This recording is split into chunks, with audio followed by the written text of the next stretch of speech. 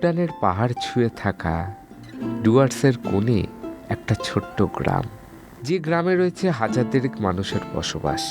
তাদের ভাষা টোটো, তাদের জাতীয় টোটো। তারা আদিবাসী, এদেশের আদি বাসিন্দা। তাদের এই গ্রামের নাম টোটোপাড়া।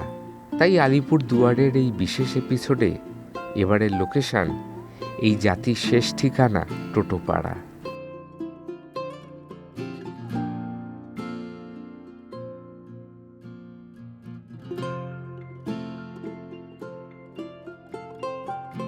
আলিপুর দুয়ারের মাদারিহাট স্টেশন থেকে টোটোপাড়ার দূরত্ব 23 কিলোমিটার। তবে এই রাস্তার বিশেষ ব্যাপার হলো, এই রাস্তার শুরুতে ঠিক যতটা সুন্দর ও মসৃণ, শেষের দিকে ঠিক ততটাই ভয়ঙ্কর ও ভয়াবহ। এই পথ কখনো মিশেছে চড়াই উতরাই জমিতে, কখনো বা জঙ্গলের বুক চিরে সোজা চলে গেছে, পার করেছে এক এক করে 3টি নদীও। মাদারিহাট থেকে এই মুহূর্তে আমরা যাচ্ছি টোটোপাড়ার দিকে। আর যে টোটোপাড়ায় যাওয়ার মধ্যে আমাদের কিন্তু দুটো নদী পড়েছে, একটি বাংরি এবং একটি তিথি। আর সেই রাস্তা ছিল কিন্তু বিভৎস ভয়ানক, কারণ যেহেতু নদী, তাই গাড়ি নিয়ে আসাটা কিন্তু বেশ দুষ্করই বলা যায়। আর তার থেকে বেশি দুষ্কর এই যে রাস্তা দিয়ে আমরা যাচ্ছি। হ্যাঁ, দেখতে সাধারণ আর 5টা রাস্তার মতন হলেও এটা কিন্তু কোনো সাধারণ রাস্তা নয়, এটাকে হাতির করিডোরও বলা যেতে পারে। কারণ এই যে রাস্তাটা, ফরেস্ট অফিসারদের কথায় এখান থেকে প্রতিনিয়ত হাতি যাতায়াত করে। আমার ঠিক ডান দিকে রয়েছে লঙ্কাপাড়া এবং বাঁদিকে তিথি। হাতিরা প্রতিনিয়তই নাকি একদিক থেকে আর দিক কিন্তু যাতায়াত করে। তাই অফিসারদের কথায় যখন এই রাস্তা দিয়ে যাবেন একটু সাবধানে যাওয়ার চেষ্টা করবেন। রাস্তার দুধারের ঘন জঙ্গল পেরিয়ে সামনে ভেসে উঠল এক পাথুরে নদী, নাম তার হাওড়ি। আর এই হাওড়ি নদীর উৎস দূরের ওই ছবির মতো সুন্দর পাহাড় থেকেই। আমার পিছনের ওই যে পাহাড়টা রয়েছে, এটা হলো এমন একটা পাহাড় যে পাহাড়কে ভাগ করতে পারেনি কোনো বর্ডার। হ্যাঁ, উঁচু যে ওই পাহাড়টা রয়েছে ওটা হলো ভুটান, আর ঠিক তের নিচেই রয়েছে টোটোপাড়া, আর যেখানে আজকের আমাদের ডেস্টিনেশন। জানা যায় পাহাড় থেকে নেমে আসা হরপাবানের কারণেই এই নদীর সৃষ্টি। সারা বছর জল না বইলেও বর্ষার কয়েক মাস এই নদী নাকি টোটোপাড়াকে আলাদা করে রাখে আলিপুর দুয়ার থেকে। কারণ এই নদীর অপর প্রান্তেই দাঁড়িয়ে টোটোপাড়া। ভারতের একমাত্র টোটো জনগোষ্ঠীর এই পাড়া, সংখ্যায় অল্প কিন্তু ইতিহাসে গভীর। প্রজন্মের পর প্রজন্ম ধরে তার এই পাহাড়, জঙ্গল, নদীর সঙ্গে নিজেদের জীবন বুনে চলেছে। সেই কথাই শোনালেন রাষ্ট্রপতি পুরস্কার প্রাপ্ত তথা টোটো ভাষার জনক ধনীরাম টোটো। আমার 1983 সাল থেকে এখানে এই টোটো জনজাতির জন্য মানে চিন্তাভাবনা করি। এটা এরকমই টোটোপাড়া ছিল ঠিকই, কিন্তু এত তাদের মানে অ্যাওয়ারনেস, পরিবেশ পরিচর্যা এসব দিক থেকে ওরা অনেক পিছিয়ে ছিল। তো এখানে আমরা প্রথম একটা সচেতনতা ভাব আনার জন্য প্রতি শনিবার আমরা একটা টোটো কল্যাণ সমিতি গঠন করি এবং টোটোদেরকে সচেতনতা বোধ হিসাবে আমরা কিছু ওদেরকে আলোচনা চক্র তৈরি করে আমরা সন্ধ্যাবেলায় প্রতিদিন তাদের কীভাবে কী করতে হবে না করতে হবে সেই সব নিয়ে প্রথম ওখান থেকে শুরু হয়।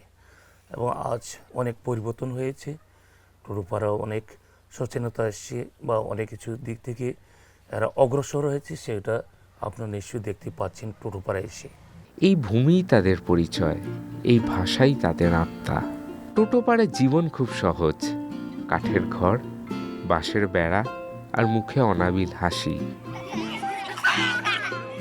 পেট চালানোর জন্য কৃষিকাজ, জঙ্গল থেকে ফলমূল সংগ্রহ আর পারিবারিক বন্ধন, এই নিয়েই তাদের সুখে দিন কাটে।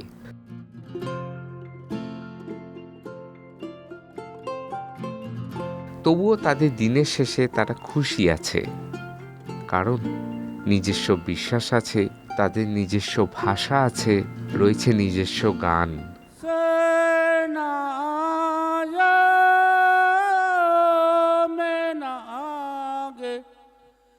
রানী চারি বাপজির সচঙ্গল আহ ইয়াসি গরমি সে গা দাস্যোদা জামে না তো পুষো বানিয়ে জেরো জেরো।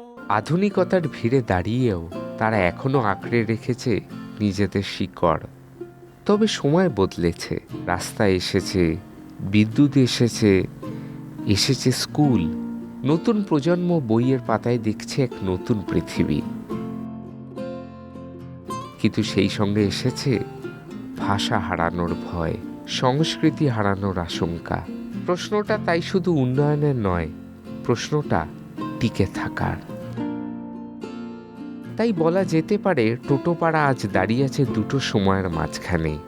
একদিকে অতীতের ঐতিহ্য, অন্যদিকে ভবিষ্যতের স্বপ্ন।